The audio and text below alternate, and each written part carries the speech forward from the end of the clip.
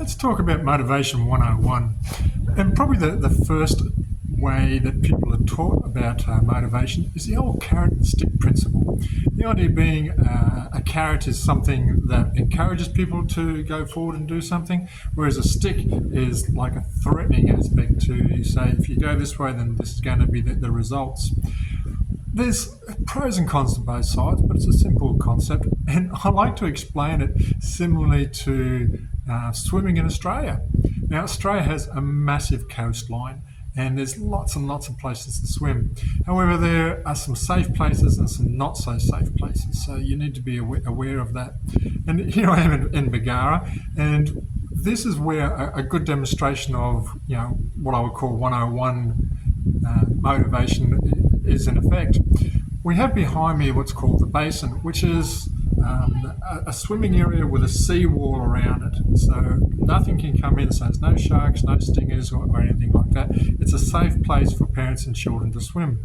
So that would be the carrot. If you swim here, you're going to be safe and sound.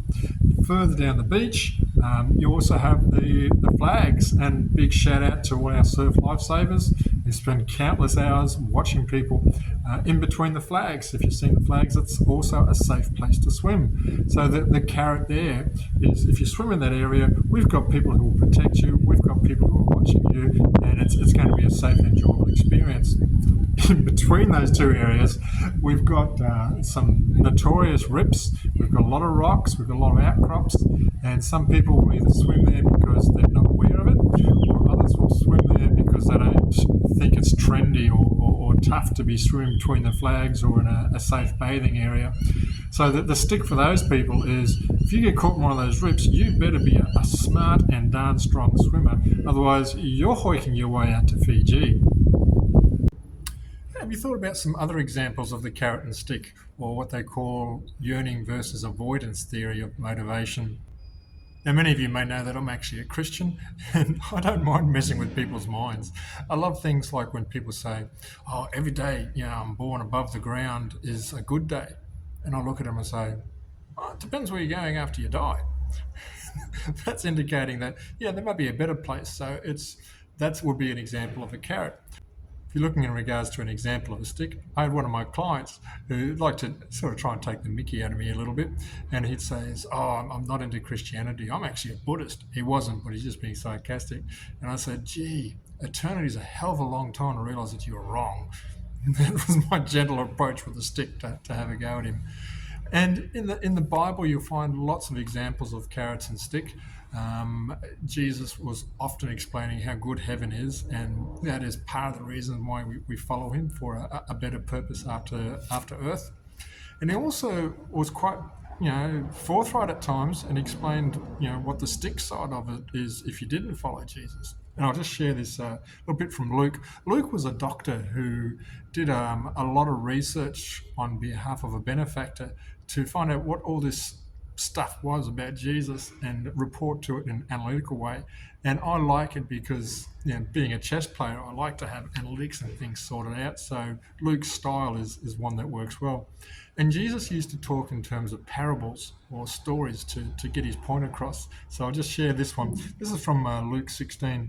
It's called The Rich Man and Lazarus. This is not the Lazarus who was raised from the dead, by the way. This is another Lazarus. It was a common name. There was a rich man who was dressed in purple and fine linen and lived in luxury every day.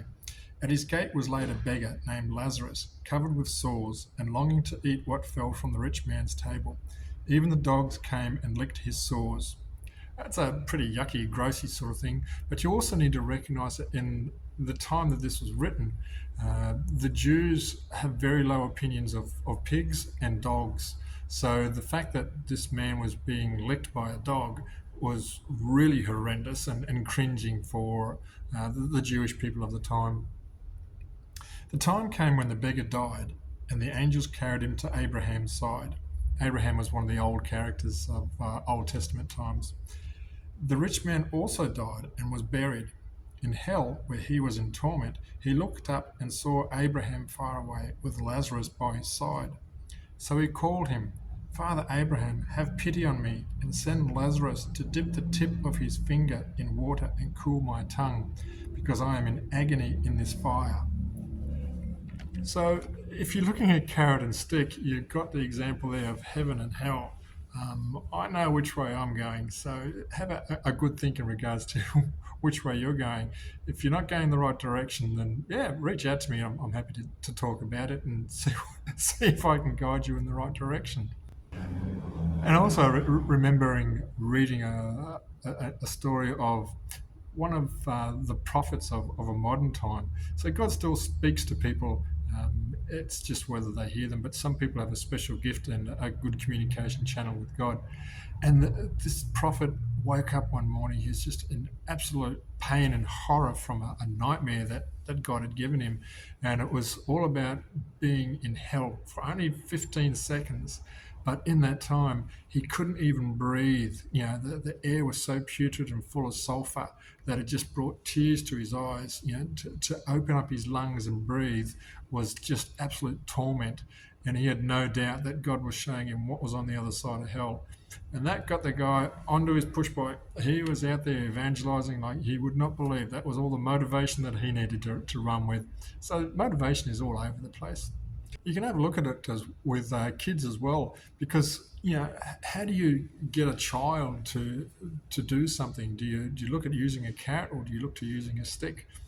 Do you look at using negative consequence or positive enforcement?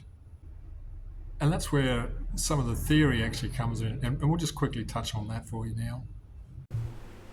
Are you wondering, where did the carrot and stick motivation or avoidance and attraction come from? Probably the first person that did a lot of work in this was a psychologist called Skinner, and he proposed that there really are three stages actually. One is providing a carrot or a good incentive. One is removing a bad incentive, so like removing the stick or the threat of the stick, and the third one is providing the stick.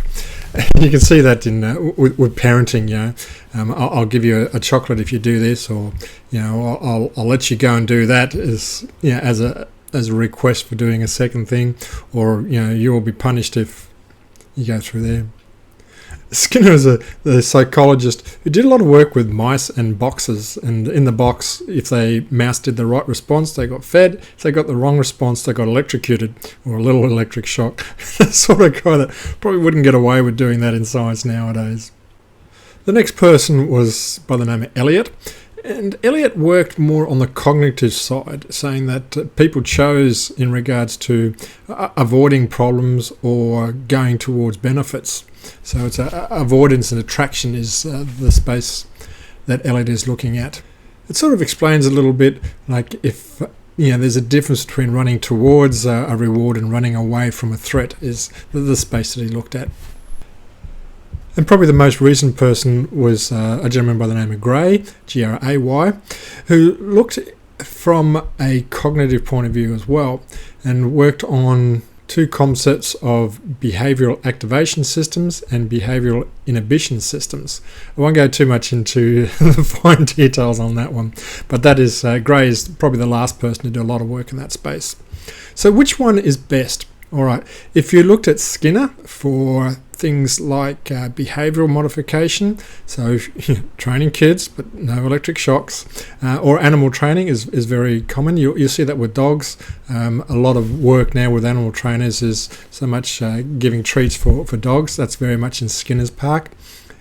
Elliot is good for emotional and mindset psychology. I'm thinking in regards to workplace health and safety. If you don't do this and you don't do that, you're okay. But if you do this or you do that, you're going to be punished. Similar to the legal consequences. That's the space that you're looking at for that theory there.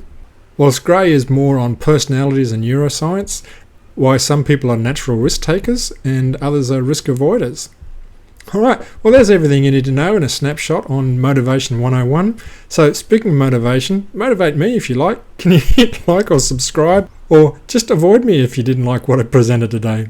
All right, till next time, take care and God bless.